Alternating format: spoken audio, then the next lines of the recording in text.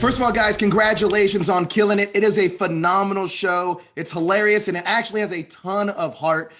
Claudia, I have to ask you first. I love Julian. She has a big heart. She may go about things in an unorthodox way, but she is definitely the heart of the show. How much fun is it to play this character?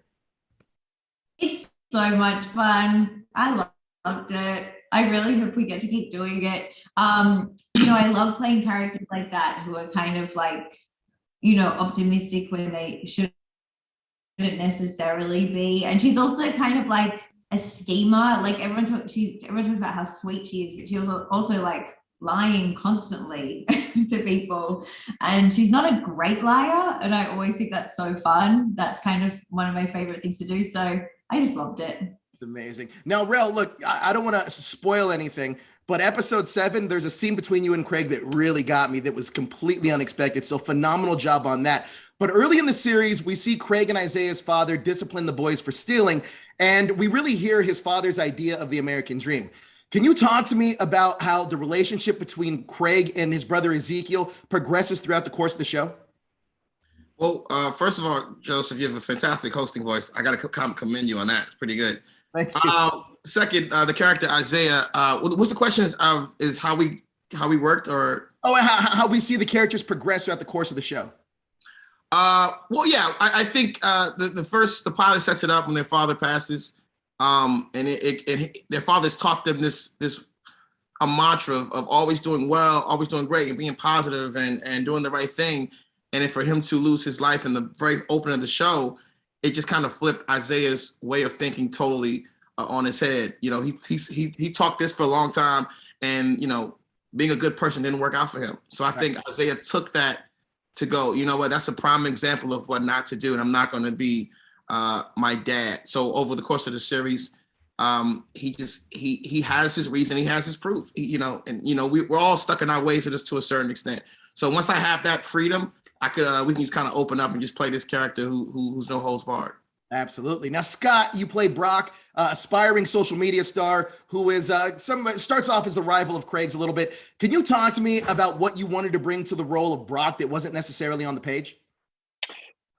I think that as we went along, what we found is that, and I don't know exactly how far you've gone, if you've gone all the way to the end of the season, but that Brock is really, he's kind of had some twists and turns thrown at him in his own personal life and his family life. And, that he's not a bad guy, and that he has a big heart, and he's just, unfortunately, maybe doesn't have all the crayons in the crayon box to draw the complete picture, but he's using what he does have. And, I think there's some nice stuff later in the season with his son, where he's not just screaming at him all the time, but he's actually, trying to be a paternal figure. And but yeah, I mean, if you feed somebody shit, eventually their breath is going to stink. So that's how I feel about Brock. Absolutely. Now, this question's for all of you guys. The American dream is explored through each of your characters in such unique ways. Craig has the traditional belief of the American dream. You work hard, you grind, and you'll be rewarded. But the American dream is explored differently for each one of your characters. Claudia, let's start with you. How is the American dream explored through Jillian's character?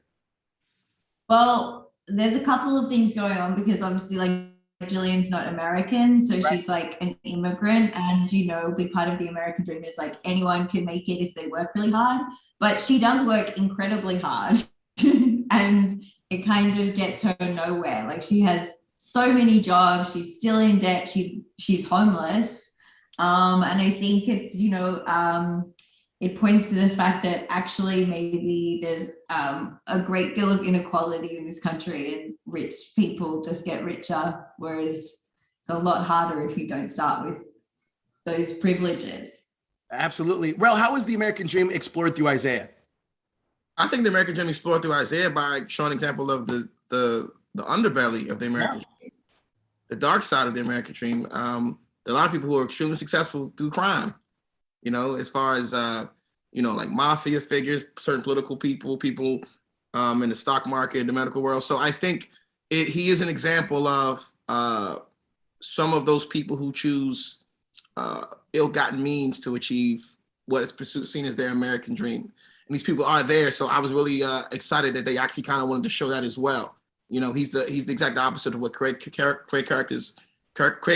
is, but I think he's example of an honest character, Right. Of people who are going to do whatever they got to do to survive. Absolutely. And Scott, how was the American dream explored through Brock?